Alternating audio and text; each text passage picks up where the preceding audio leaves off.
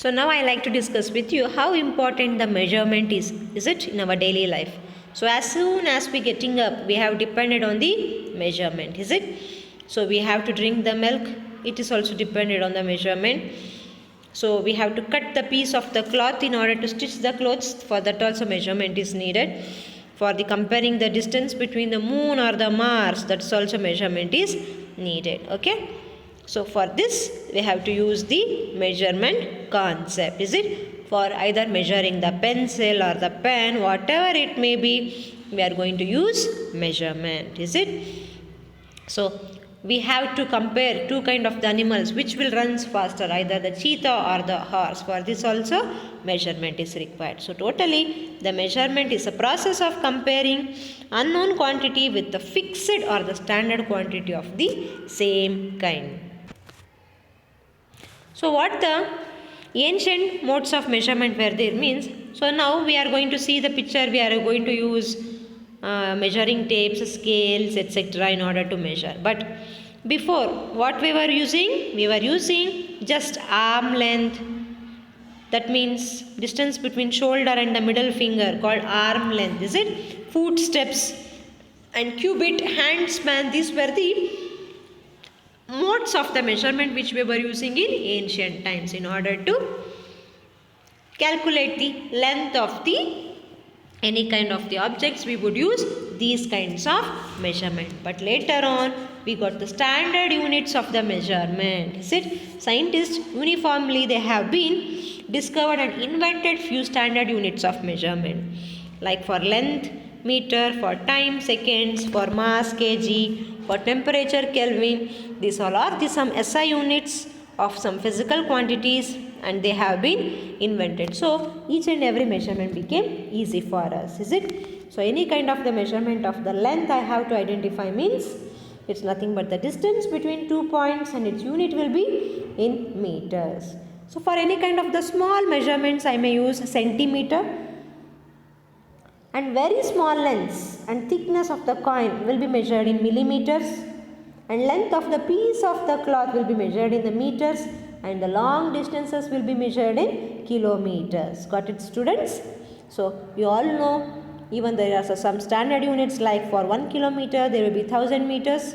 For 1 meter is equal to 10 decimeter. For 1 decimeter it will be 10 centimeter, and for 1 centimeter it will be 10 millimeters, is it? And while measuring any kind of the objects, we have to use the scale properly. That means we have to hold the scale straight. Any kind of the object which should be measured should be kept in the initial point from 0 till where it ends, and we have to take the proper measurement. That is the correct way to measure the length. Got it, students?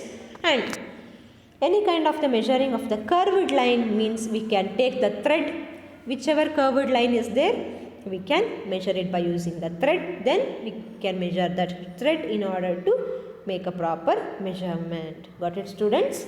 So this is regarding the measurement. So what is this estimation means? We are having the concept that is called relevance of estimation. See, in many cases we need to make accurate measurements and cannot accept any error, is it? Like for example, by making medicines, you require accurate measurements, okay? See, in some cases we do not require to make accurate measurements, is it?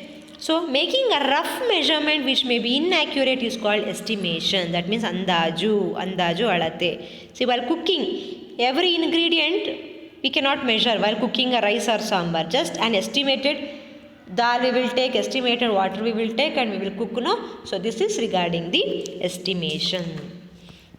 Next is we have to know what is the meaning of rest and motion. You already know.